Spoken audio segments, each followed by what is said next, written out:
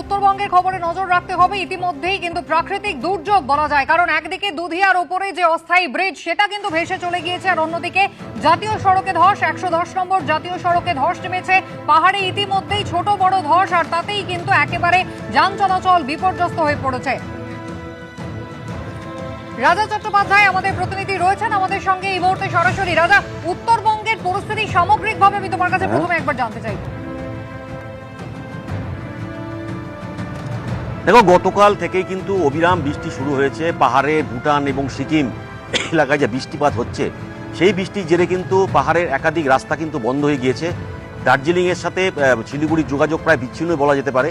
110 নম্বর যে রাস্তা রয়েছে সেখানে কিন্তু ধস পড়েছে এবং একাধিক নদীর কিন্তু জল বাড়ছে। আমি এই মুহূর্তে দাঁড়িয়ে রয়েছি তিস্তা নদীর সামনে। তোমাকে আমি দেখাবো সেই ছবিটা, যে পাহাড়ে যে বৃষ্টি প্রতিবার হয় সেই বৃষ্টির জেরে কিন্তু এই তিস্তা নদী কিন্তু ফুসতে থাকে। ঠিক একইভাবে কিন্তু গতকাল রাত থেকে যে পাহাড়ে বৃষ্টি হচ্ছে, সেই বৃষ্টির জোরে কিন্তু তোমাকে আমি ছবিটা দেখাচ্ছি, দেখছো কিভাবে জল আসছে পাহাড় থেকে। স্বাভাবিকভাবে এইসব এলাকায় কিন্তু ইতিমধ্যেই সেচ দপ্তরের তরফ থেকে অসংরক্ষিত এলাকা যেগুলো রয়েছে সেখানে কিন্তু হলুদ সংকেত জারি করেছে। সব মিলিয়ে কিন্তু পাহাড়ের যে পরিস্থিতি এবং ডুয়ার্সের একাধিক নদীর কিন্তু জল বাড়তে শুরু করেছে। যেমন তুমি জানো যে পাহাড়ে অবিরাম বৃষ্টি হতে থাকলে ডুয়ার্সের যে একাধিক নদীগুলো রয়েছে সেই নদী কিন্তু জল বাড়তে শুরু করে। স্বাভাবিকভাবেই কার্শিয়াঙ্গে দুধিয়ায় ভেঙে পড়েছে অস্থায়ী সেতু। বিভিন্ন জায়গায় কিন্তু এরকম ঘটনা ঘটবে, কিন্তু গতবার যে ভয়াবহ বন্যা হয়েছিল সেই বন্যায় কিন্তু ক্ষতিগ্রস্ত হয়েছিল একাধিক সেতু, সেগুলোর কাজ কিন্তু এখনো সম্পূর্ণ হয়নি। তার মধ্যেই কিন্তু পাহাড়ে এইভাবে বৃষ্টি শুরু হয়েছে। তিস্তার জল, তিস্তা, রায়ডাক, তোর্সা নদীর জল কিন্তু বাড়তে শুরু করেছে। ইতিমধ্যেই কিন্তু সেচ দপ্তর থেকে বিভিন্ন এলাকায়, অসংরক্ষিত এলাকায় কিছু কিছু জায়গায় লাল সংকেত জারি করেছে, কিছু কিছু জায়গায় হলুদ সংকেত জারি করেছে। সব মিলিয়ে কিন্তু একটা বিপর্যয় অবস্থা তুমি বলতেই পারো যে গতবার যে ভয়াবহ বন্যা জলপাইগুড়িতে হয়েছিল তার কিন্তু এবারও আসতে পারে, কারণ বিভিন্ন এলাকায় সেই সমস্ত অসমাপ্ত কাজ যেগুলো রয়েছে সেগুলো কিন্তু এখন সম্পূর্ণ হয়নি। সবে নতুন সরকার এসেছে, তারা কিন্তু কাজগুলো করতে শুরু করেছে। ইতিমধ্যেই কিন্তু এই বর্ষা নেমে গেল এবং পাহাড়ে যে বৃষ্টি শুরু হয়েছে, আগামী 24 ঘন্টায় কিন্তু ভারী বৃষ্টিপাতের সম্ভাবনা রয়েছে। রাজা, তুমি দুধিয়ার কথা বলছিলে, সেই ছবিটা একবার দর্শকদের দেখিয়ে দিই যে গত 10ই অক্টোবর থেকে কিন্তু অস্থায়ী ব্রিজ নির্মাণের কাজ শুরু হয়েছিল।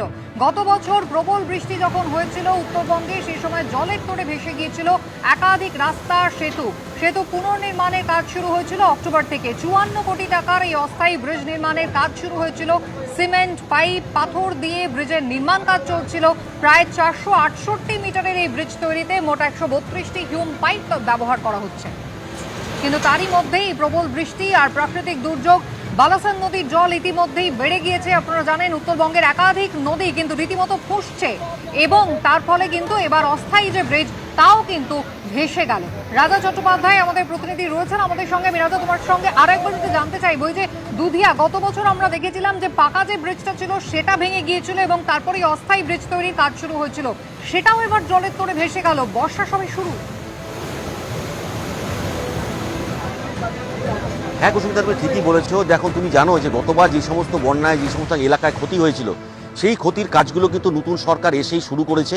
তার মধ্যেই এই প্রাকৃতিক দুর্যোগ যেভাবে বৃষ্টি হচ্ছে এবং আগামীতে যে বৃষ্টির সতর্কতা রয়েছে, এই কাজগুলো কিন্তু এই বছরও ঠিকঠাক সম্পূর্ণ হবে কিনা সেই নিয়ে কিন্তু একটা চিন্তা রয়েছে। কারণ শুধু পাহাড় নয়, একাধিক ডুয়ার্সের বিভিন্ন এলাকায় কিন্তু এইভাবে একাধিক সেতু সেগুলো কিন্তু ভেঙে গিয়েছিল, সেগুলোর কাজ কিন্তু এখন অসমাপ্ত রয়েছে, সেগুলোর কাজ এখনো হয়নি। সবে বৃষ্টি শুরু হলো, আগামীতে তো প্রচুর বৃষ্টিপাত হবে, কিন্তু সেই সময় আমাদের সেই দেখা থাকবে যে কি পরিস্থিতি তৈরি হয়। যুদ্ধকালীন পরিস্থিতিতে কিন্তু প্রশাসন কাজ শুরু করবে এবার বলেছে, কিন্তু এখন পর্যন্ত যা খবর রয়েছে বিভিন্ন যে একাধিক সেতু তুমি কথা বলছিলে সেগুলোর কাজ কিন্তু নতুন সরকার এসে শুরু করেছে। তার মধ্যেই কিন্তু এই ভারী বৃষ্টি আগামীতে কি হয় সেটাই আমাদের দেখার। একেবারে রাজা, ধন্যবাদ। দক্ষিণবঙ্গের খবর আপনাদের আবারও জানাবো। উত্তরবঙ্গে একেবারে প্রাকৃতিক বিপর্যয়, ইতিমধ্যেই যোগাযোগ ব্যবস্থা কিন্তু প্রায় ভেঙে পড়েছে বলা যায়। কারণ একদিকে দুধিয়ার উপরে অস্থায়ী সেতু যেমন ভেঙে পড়েছে, তেমনি 110 নম্বর যে জাতীয় সড়ক সেখানেও কিন্তু ইতিমধ্যেই ছোট বড় ধস নামতে শুরু করেছে পাহাড় থেকে। আমাদের দুই প্রতিনিধি সরাসরি আমাদের সঙ্গে এই শহরের ছবি আমাদের দেখাবেন। সুকান্ত মুখোপাধ্যায় রয়েছেন আমাদের সঙ্গে। অন্যদিকে হাওড়ায় কিন্তু সকাল থেকেই শুরু হয়েছে প্রবল বৃষ্টি। সুনীত হালদারের কাছে যাব, তবে আগে সুকান্তর কাছে শহরের ছবিটা জানবো। আবহাওয়া দপ্তরের কি পূর্বাভাস সুকান্ত?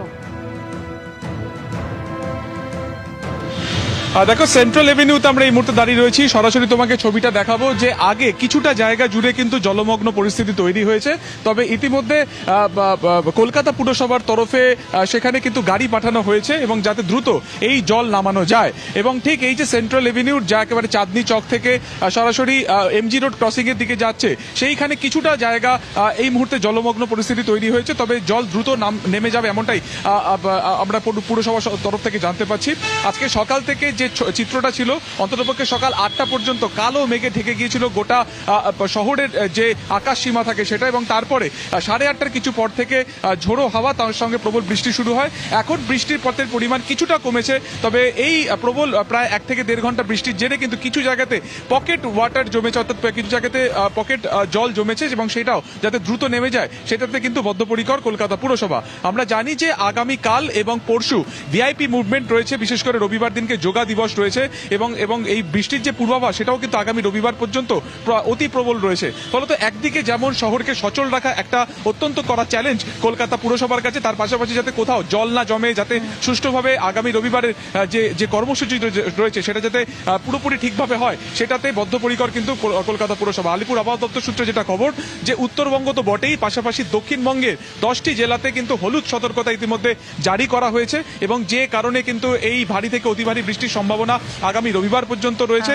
কেন এই বৃষ্টিপাত হচ্ছে, যেটা জানা যাচ্ছে যে বিহার থেকে পাঞ্জাবের উপরে একটি নিম্নচাপ অক্ষরেখা তৈরি হয়েছে, তার জেরেই কিন্তু এই প্রবল বৃষ্টিপাত, এবং তার জেরে আবহাওয়া স্বস্তি আগামী দুদিন কিছুটা থাকবে, যেটা গত 1 থেকে 1.5 সপ্তাহ 38 থেকে 40 ডিগ্রি সেলসিয়াসে গিয়ে পৌঁছেছিল।